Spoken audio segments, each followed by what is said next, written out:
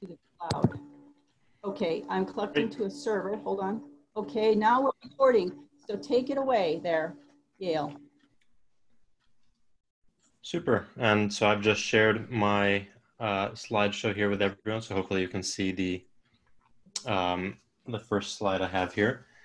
So my name is Seth. I'm the student chapter leader for our group here at Yale for ISTF.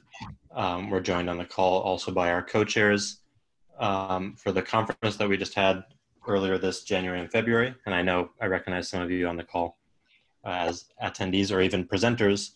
So it's great to see familiar faces. So we, in the student organization at Yale, we had, as you can see here, about 20 students involved from different programs within the School of Forestry and Environmental Studies, as well as the university more broadly.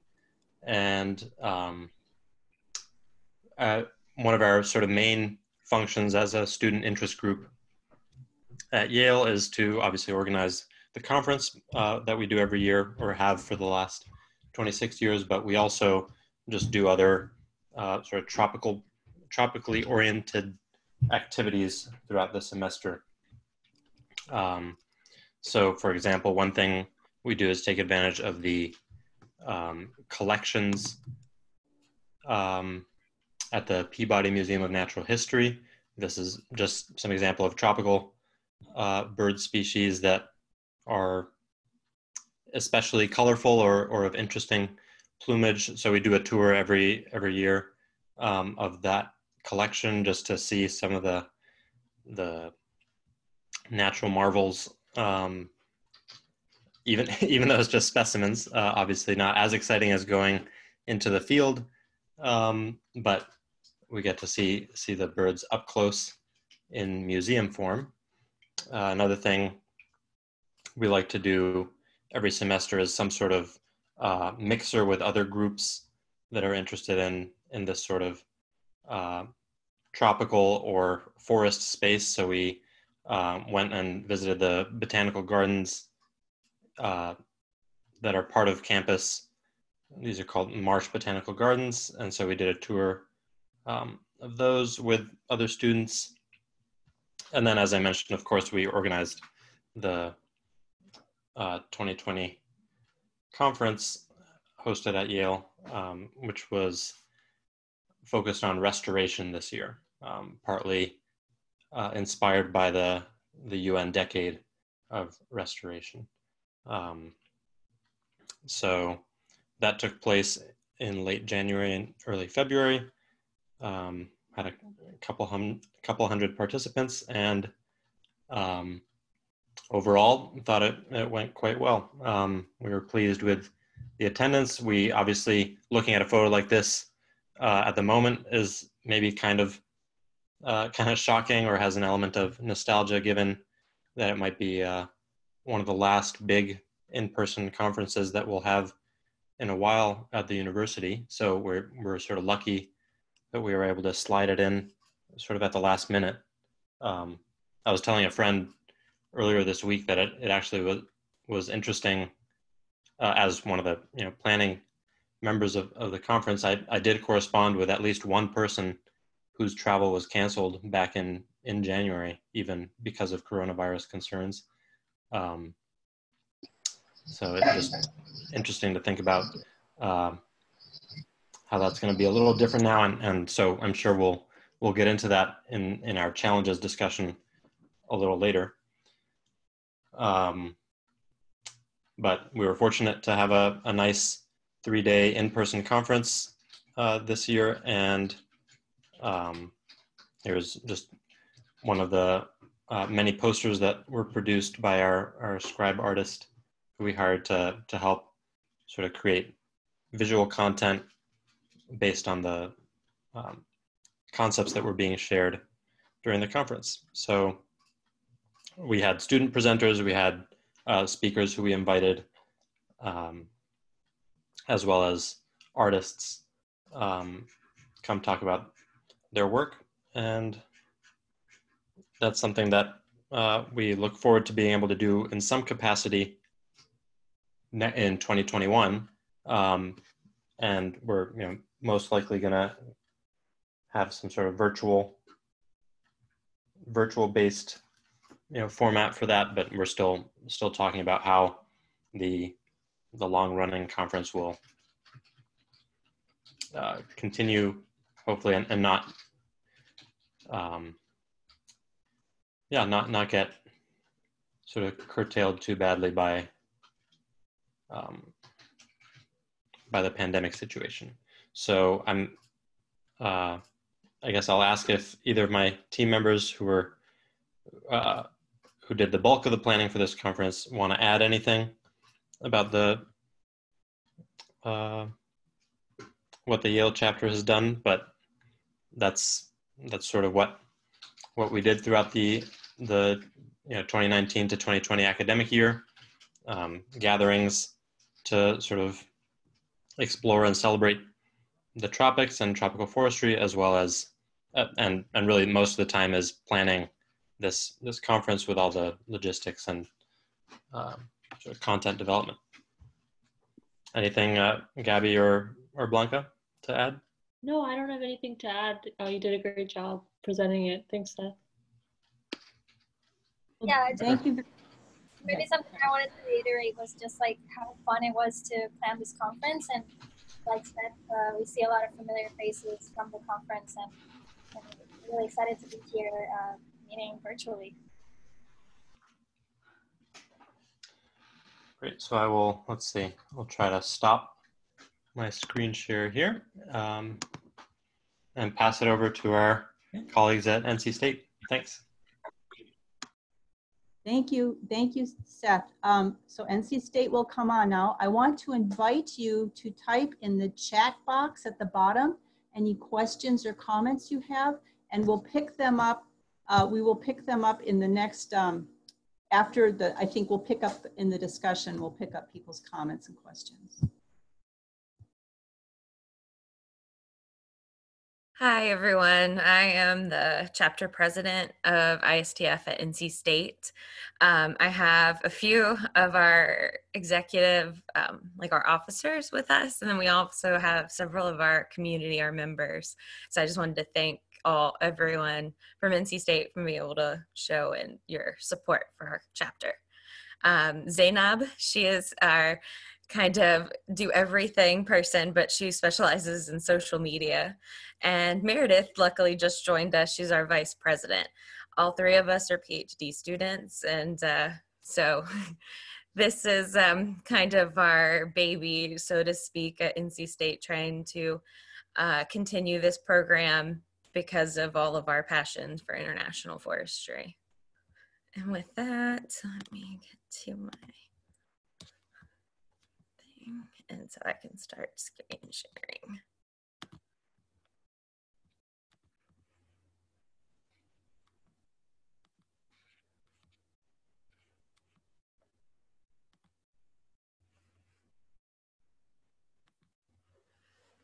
Okay. So again, we also are fortunate to have our faculty advisor, Dr. Erin Sills, and I'll let her speak in just a minute, actually. This is just a little bit more information on us for the meeting today, that our committee that's here. And with that, I'm going to hand it over to Dr. Erin Sills to talk about the inception of the chapter of NC State. Great, thanks, Stephanie. Can you hear me? Mm-hmm. Okay, so I just want to mention briefly that we have a long history of the ISTF chapter at NC State, and give credit to my predecessor, Dr. Jan Larman, who was the director of the International Forestry Program that he launched in the 1980s. That included a long-running newsletter that was sent to quite a long mailing list. We had joint activities with Duke and UNC Chapel Hill, and of course the student chapter of ISTF. And that chapter initially focused on one big activity every year, sort of like what Yale was describing, except in our case, it was an international field trip. So the students organized and took groups to Costa Rica, Ecuador, Guatemala, Brazil, and Belize. This eventually ended as the university move towards a policy of having all such study programs run more officially through the university. So it was basically replaced by study tours for credit that started up in the late 1990s. And just a couple photos here to demonstrate that for a very long time, we've been having social gatherings and potlucks, and also doing some travel within the US. So the bottom photo shows the group in Washington, DC, where they spent a couple days talking to different organizations back about a decade ago. So this is deep history, and I'll turn it back to Stephanie to tell you who we are today. Thank you. Yes, so we, again, have been around at NC State for a while, but kind of started trying to switch gears and reorganize. Recently, we had about a semester that we weren't active as a club, and then we had to find a new executive committee. So it's been a fun year, kind of reorganizing and making sure that our community here is still active. So basically our chapter works with our College of Natural Resources, but we obviously are open to all of our colleges at the university, but with a specific objective of increasing the conversation on international forestry at our university. So not only our faculty members, we asked to speak at some of our monthly meetings, but also our students that are actually doing research in tropical forests. I know that's a lot, so I'll just try to briefly go over some of our objectives. Again, this is somewhat of what I have mentioned in the last slide, just to advance the science, technology, and education of forestry in the tropics, as well as applying those knowledge and skill in our community, working with the College of Natural Resources and specifically the Department of Forestry and Environmental Resources. However, we do have Zainab, she is a member of the Parks and Rec Tourism Management, so we are trying to branch out of just our department in forestry and gather more interdisciplinary members. And then lastly, again, just trying to promote and continue this ISTF community that involves students, faculty, staff, and alumni, among others. So what we typically do, we usually have some kind of social in April each year. This year, ours was unfortunately canceled in person, but we were able to meet with the Global ISTF chapter and have some of them speak for us. So that was very exciting, but we were disappointed that we had to kind of postpone that. We actually had a speaker, and he is on here today that was supposed to speak. And so our goal now is to try to kind of find a time either during the summer or the beginning of the semester where we can have him present. And with that, we just obviously have all of our kind of guest speakers that lead our discussion, but that was so we can open it up to any undergraduate, graduate students, anyone in the community that would be interested in hearing about what our community does internationally. And like Seth and Gabby had mentioned, some of us look familiar because we were presented at Yale. We were fortunate enough to attend the conference. And yes, it was very exciting, but also nerve-wracking when we flew back, just kind of the development of the COVID-19 and thinking about obviously being able to enjoy that event before everything started changing. So we have some pictures down here of our executive committee at Yale. And then with our former faculty member that is now working at Yale. So we were able to meet up with him. We were very excited about. We are trying to make sure that while during this time that we cannot meet in person, that we're really promoting our virtual presence and social media. And with that, that we're trying to make sure that we're interacting with other chapters and the ISTF-Global, so that way we're actually creating a larger network and hopefully enhancing what each of us can do for each other and promoting ISTF. Okay. So some areas for us where we need maybe some targets for the brainstorming would be recruitment of undergraduates. Like I said, most of us are graduate students, which is great, but we don't always have maybe the available resources that undergraduates have, and just because we want to make sure that community is incorporated in our vision. And then also continuing to increase the collaboration with other organizations at our college, and then also departments within other colleges and throughout the university, as well as increasing the interconnectedness with the other chapters, as well as securing our legacy of the organization. So knowing that when we finish up eventually with our PhDs, whenever that may be, that there are going to be dedicated members to help guide the club into the future. So our next steps for the fall, pretty much, for the next semester during maybe the late summer, would be plan a social. We usually have one in September as well for kind of welcome back, and we have a speaker. So that'll be, whether it'll, I'm assuming it'll be virtual, just to make that assumption now. But that is, I think, a good thing as well, because we are able to open up the opportunity to other chapters, members that maybe are not at campus. So if anything, hopefully we're able to reach a larger audience. As well as we will, depending on how they're formatted, we usually recruit undergraduates and graduates at the beginning in the fall through different kind of welcome back and orientation events. And lastly, we're going to work on making sure that we have recordings of our past meetings available on our webpage, and that we also include them in emails to our members with the links to the YouTube page. That way our members are able to connect and see some of the other chapters' presentations. And with that, that is all I have. Let's see here. Meredith or Zainab, did you have anything else that you wanted to add? Thank you so much for your very nice presentation, Stephanie. We are so lucky having you here. Yeah, thank you, Stephanie. This is great. Yeah, I think this is a good opportunity for all of us to meet virtually.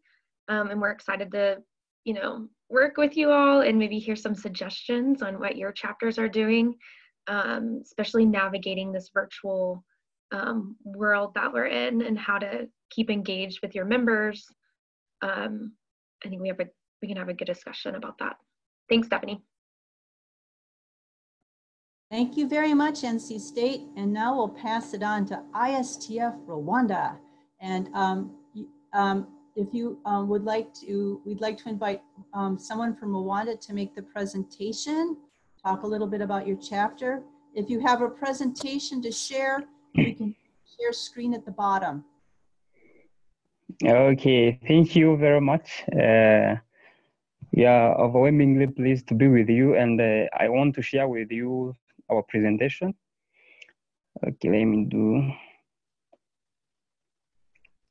I'm using my phone, but I will.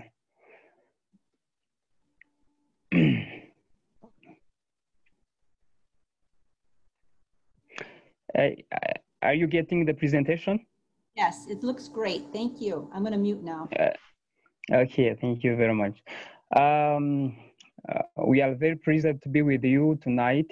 And on the behalf of the ISTF chapter Rwanda, I'm Prosper Iradukunda. I'm the vice president of the chapter, and I think other members also are participating in this webinar. So to start with, I want to let you know the content of the presentation. So I will be sharing with you how Rwanda is and the tropical zone of Rwanda. I will let you also know the forest overview in our country, Then I will share with you the key information of the chapter for you to know how is our chapter in this stage. So the background, so Rwanda is located in the southern hemisphere with the latitude, you see there, and in the eastern hemisphere with this longitude. And our tropical zone lies in the northern and western parts of the country. And also our country is found in Arboretum Rift region, African mountain region, and Africa Great Lakes region. So these factors make it a biodiversity hotspot due to its biodiversity rich and a high threat caused by human pressure. So that zone has three main ecosystem, three parks, national parks, which are Nyungwe, Gishwati, Mukura, and Volcanoes National Park. In that region, we do also have Rugezi wetland. So to show you, for those who don't know Rwanda, this is where we are located. In East African zone below the equator. So for those who will be happy of visiting us, so you are welcome. So forest related opportunities in Rwanda, we can let you know that those parks in the tropical zone of our country, they are the ones which are hosting the endangered and the threatened species. To start with, I want you to let you know about Nyungwe Forest National Park, which contains about 13 primate species. It also has 275 bird species, 1068 plant species, and 5 mammal species, 32 amphibian and 38 reptile species. So this Nyungwe also is considered as the farthest source of the longest river in the world, which is known as Nile River. I think you may be aware of this river of the world. So the Gishwati Mukura National Park also is a home of threatened species, including eastern chimpanzee, which is registered by IUCN, and that is written to the IUCN Red List. So it also hosts mountain monkeys, which are listed as a vulnerable species.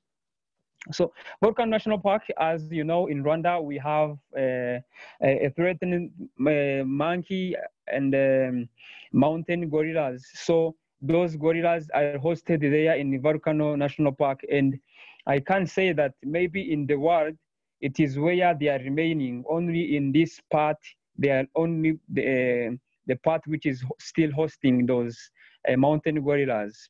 So this one also, I mean, the tropical zone of Rwanda is known to its production of the famous Rwandan tea and coffee, which is internationally recognized. I think if you don't know the Rwandan tea, I will let you know, or you will come to visit Rwanda to see how it is so sweet and it is produced from those regions. So all those regions, of course, they are the regions that attract main tourists in Africa and in Rwanda specifically. And it boosts the lives of people who are living there. The second part, I want you to see how in Rwanda the forest cover is. So currently Rwanda is having like 29.8% of the total land is covered by the forest. Among them, 60% is the plantation forest, and then 40% is the natural forest. And according to the status, forest ownership status in Rwanda, 71 are privately owned, and 29 belongs to the government. It means the people are having this large part, and the government owns this one. The government, we have the state and the district. So the district is having two. In this 29, the district is having, all districts are having 2%, and the state is having 27. So let me jump to the third part, which is very crucial tonight. So the background. Our chapter has been officially approved by ISTF Central Board on 23rd September last year to 2019. It means from today we are celebrating 6 months. And to date, our chapter is having more than 80 active members from all around the country, whom 90% of them are students. You understand that most of our chapter, the large number are students. So the mission of our chapter and the vision, starting with the vision. So the vision is to strive for healthy tropical forests basing on their goods and services to livelihoods and biodiversity for present and future generations. So the mission is to promote sharing of the best practices for effective management, protection, equitable, and ecologically sustainable use of tropical forests and natural resources. So those are the mission and the vision of our chapter. So what are we committed with? So our chapter is committed to collaborate with the stakeholders in the conservation of tropical forest, of course, in Rwanda. So we look also for the opportunities for the chapter and membership development. So the third point is about setting chapter strategical plans in order to achieve its mission. Also, we pattern a partnership and international membership development. So those are the points that you are committed with as a new chapter in Africa. So, what is our next way forward? So those are like our plans, because you see that we are still a young chapter. 6 months are not long time, but we are having like a plan for our chapter to flourish and to grow. Establishing, the first point is we are about to establish different branches in different university campuses, whose one of them will act as our headquarter, and we have suggested University of Rwanda, the Huye campus, which is located in the southern province of the country. Also, the second point that we are planning to achieve is mentorship development at national and international level.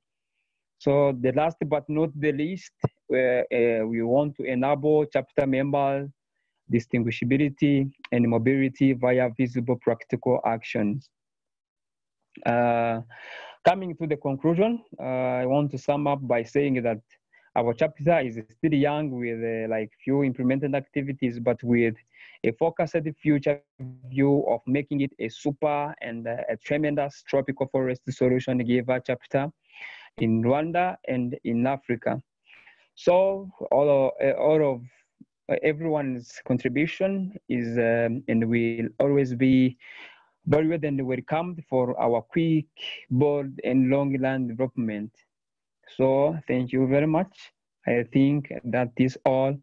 And if someone from our chapter is there, Theodore, if he's having something to share or to add, can take the mic and let you know much more about our chapter. So murakoze cyane, murakoze, thank you very much. And those are our addresses. You can get us on the Twitter, mail us on this email. We have Facebook. Also, we do have those numbers are the WhatsApp numbers. So you can get us easily and advise us, tell us, ment us, things like those. So thank you very much. I think that is all. So thank you. Does anyone else from Rwanda have anything they want to share or add? This is Sheila again.